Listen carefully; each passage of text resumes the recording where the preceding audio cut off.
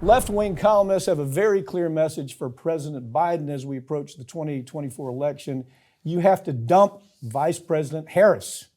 Harris has an approval rating below 40%. And reports over the past year tell us that even the Biden administration, they're not happy with her performance. Could it go any more wrong? I mean, really? Could it go any more wrong? You know, I think when you add this into She looks like a predator behind in this picture. I don't think we meant to do that. I don't know if we created that picture or not. When you add in, you know, the Harris issue with obviously, okay, you've got Biden whose approval rating is in the 30s. Her approval rating is even lower than that. So how do you bolster the guy that clearly is not going to step aside? He's going to be the nominee. So what do you do to bolster him when you can't bolster him? You got to bolster the other half of the ticket. Now, it's a tightrope situation here. He can't get rid of her. Why? Why? Tell me why. Because well, I'll tell you the real reason. Okay. Because it's an admission that you failed. Yeah. Well, everybody told the Democrats they failed. As soon as they put her on the ticket, she lost, came in absolute dead last in her own state, California, when she was running, right, for president. Yeah. She has underperformed virtually everything she's touched.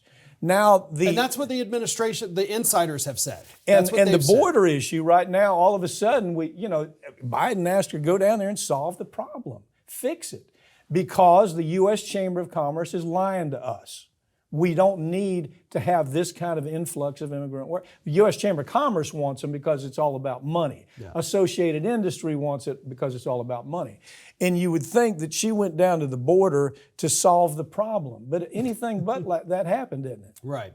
And look, I think with Harris, what the Biden administration has to do is they have to get her to step off, to say, listen, I'm not going to be the vice president on the ticket. I will serve out the remainder of this term, but I have other things I would like to do. I've done my service here and I'll move on. Freeing him up will she do that? They would have to basically force her to make that decision.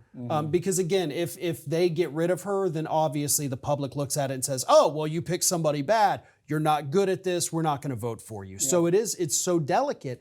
But look, we've got wonderful people out there. We've got Katie Porter, who by the way, should right there just be the vice president. I mean, you've got Ro Khanna, Raskin. Raskin. You've got Stacey Abrams. Yeah. You've got Elizabeth Warren. I mean, some great candidates. There's so many we could sit here all day and name them. Yeah. You don't have to be stuck with this weight. What about the argument you can't do that because you're going to lose the black vote if you do it? That's such an empty. First of all, it's insulting. It's very absolutely insulting to black voters to say, "Oh, I can't analyze politics. You just got to put a black person up there for." That's insulting.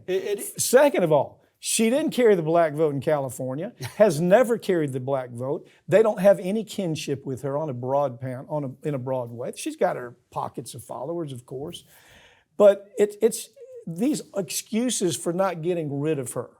And I mean, hell, make her ambassador to the UK. I don't know, but put her on the Supreme Court. Well, actually, don't do that. No. She's very corporate. Well, actually, not only that, she failed the bar exam at least once that I know of. But it's also not just her. You've got a lot of people in this administration that are clearly not good at their jobs. And again, this is going to draw hate. I don't care because it's the truth. Buttigieg is the worst transportation secretary you could have picked. That man is over his head. We have had transportation disaster after disaster after disaster after disaster. You can't keep up with it. And he's a failure.